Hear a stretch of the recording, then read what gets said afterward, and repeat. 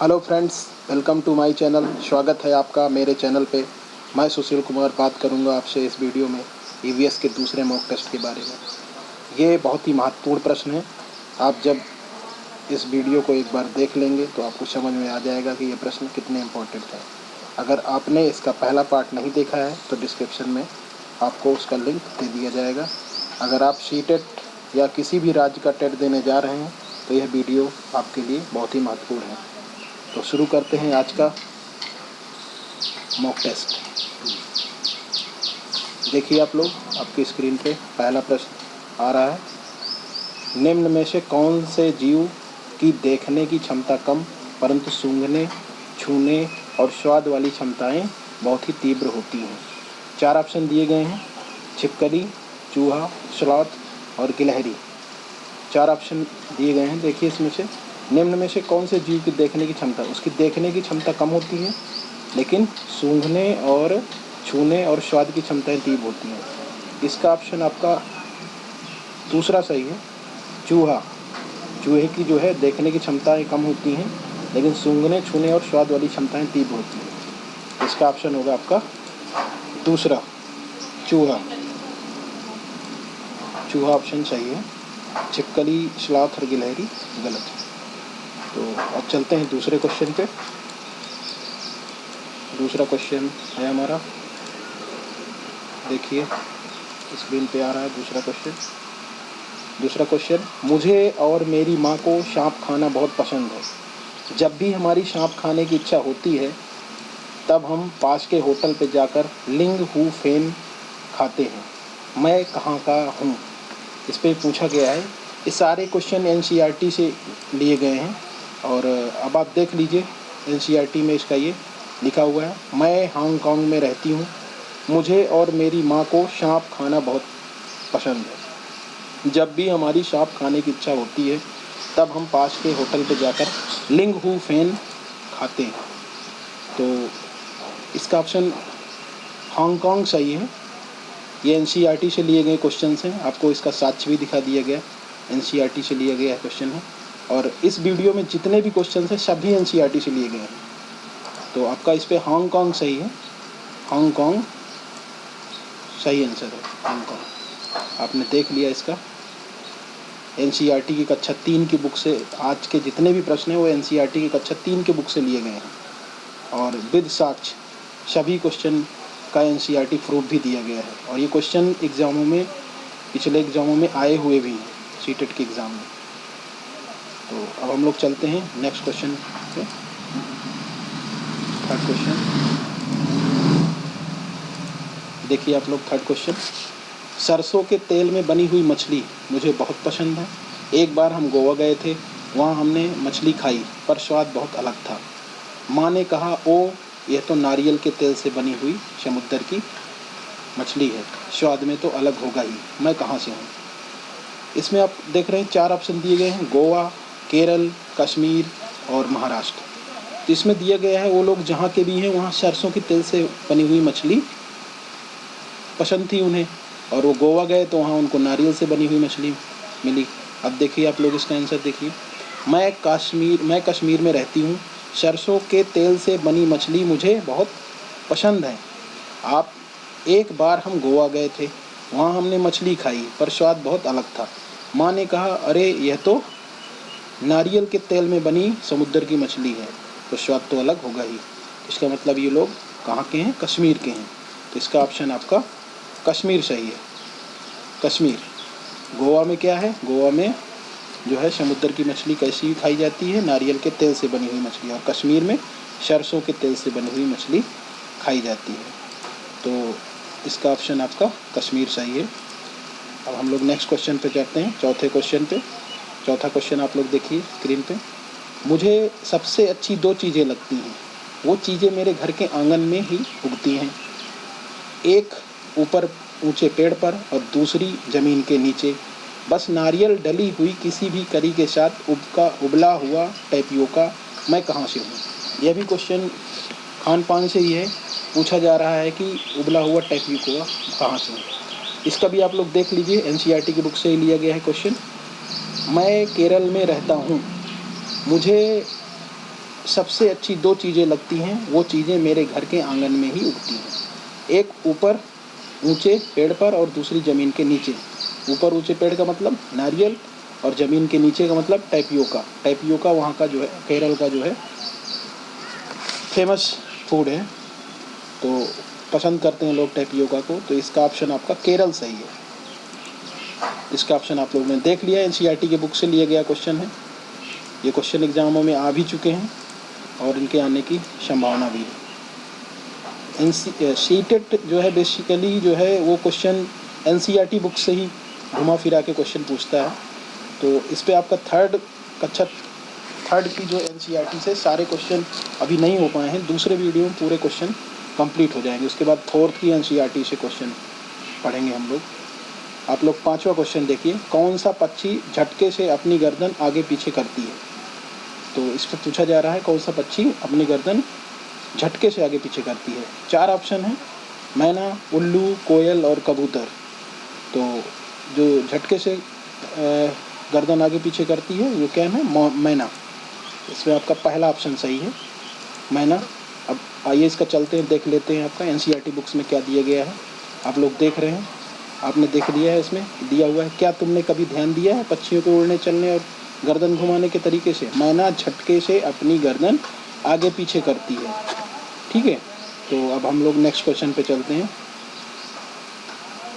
Next question देखिए आप लोग, कौन सा पक्षी अपनी गर्दन पीछे तक घुमा सकता है? तो इस पे कौन सा पक्षी ऐसा है जैसे जो अपनी गर्दन पीछे तक घुमा सकता है? तो चार ऑप्शन है, मैना, उल्लू, कठफोड़वा और मोर।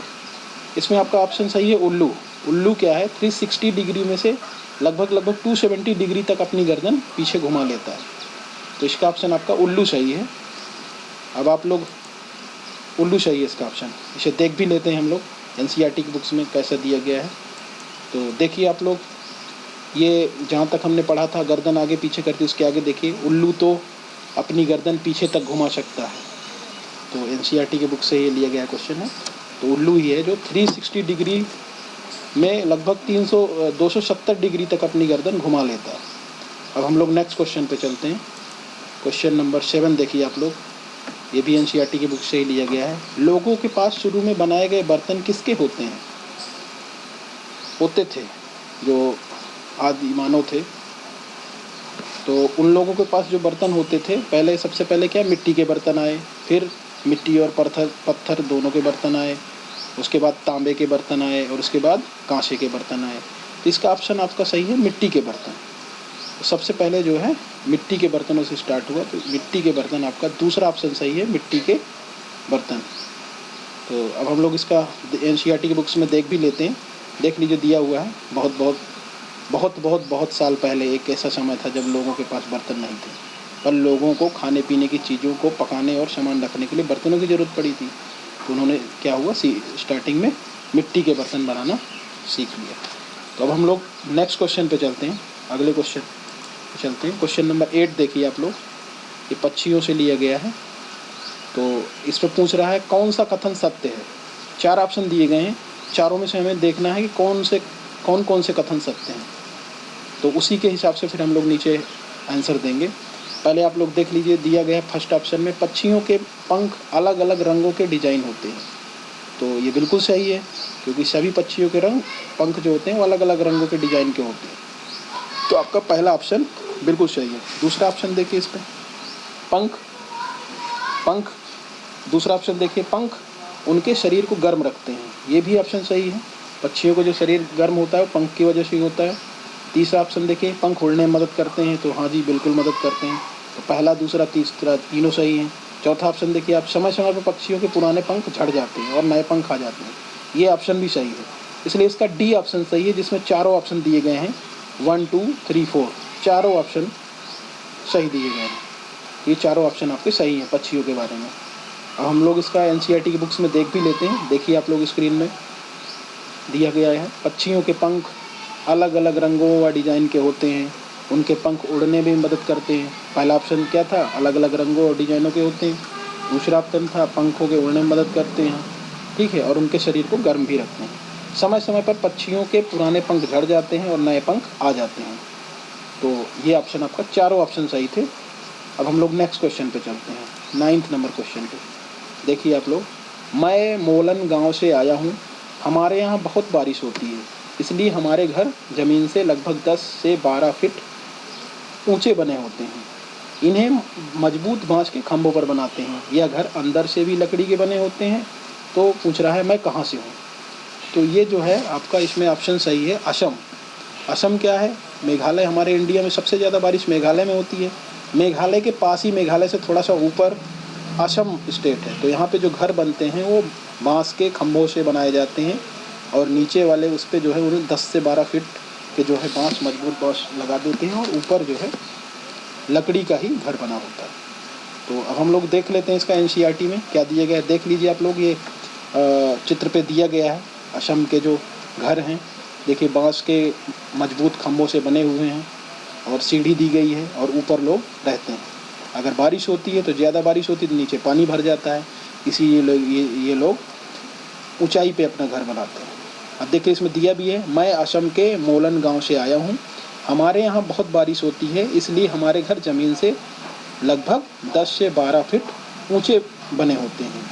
इन्हें मजबूत बांस के खंभों से बनाया जाता है। ये घर अंदर से भी लकड़ी के ही बने होते हैं। ये आप लोग देख लिए। अब आप लोगों को याद हो गया होगा ये फिगर। तो नेक्स्ट क्वेश्चन पे चलते हैं। नेक्स्ट क्वेश्चन नंबर 10 देखिए आप लोग, मैं उस गांव से आया हूँ जहाँ बारिश बहुत कम होती है और गर्मी खूब पड़ती है। इन दीवारों को मिट्टी से लीप कर पोत कर सुंदर बनाया जाता है। छतें कटीली झाड़ियों की बनी होती हैं। मैं कहाँ से हूँ? तो इस पर आप लोग देख रहे हैं, कह रहा है कि वो मैं जहाँ से भी हूँ वहाँ बारिश बहुत कम होती है, तो वहाँ गर्मी पड़ती है।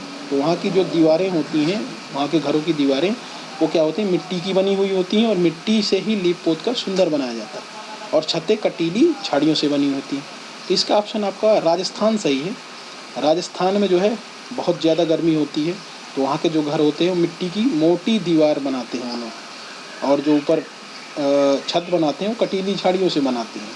तो मिट्टी क्या है, गर्मी में भी अंदर ठंडक बनी रहती है। हम अब इसका जो है देख लेते हैं एनसीईआरटी बुक्स में क्या दिया गया है। देख लीजिए आप लोग, ये आप लोग देख लीजिए, ये राजस्थान से के बने हुए घर हैं, मिट्टी के घर हैं, और ऊपर कटीली झाड़ियों और ये सब डाल के बना दिया जाता है।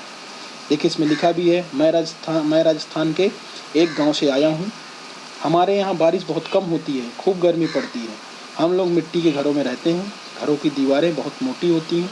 इन दीवारों को मिट्टी से लीप पोत कर सुंदर बनाया जाता है, और छतें कटीली झाड़ियों की बनी होती है। आपने देख लिया राजस्थान के घर। ये सारे ही क्वेश्चन आपके एनसीईआरटी कक्षा 3 के बुक से लिए गए हैं। अभी कुछ क्वेश्चन रह गए हैं, वो दूसरी वीडियो में पूरे कर दिए जाएंगे। इसके बाद कक्षा 4 की एनसीईआरटी, फिर 5 की एनसीईआरटी। तो आपको सारी एनसीईआरटी, क्योंकि सीटेट एग्ज़ाम में सारे क्वेश्चन जो है एनसीईआरटी से ही 90% क्वेश्चन बनाए जाते हैं।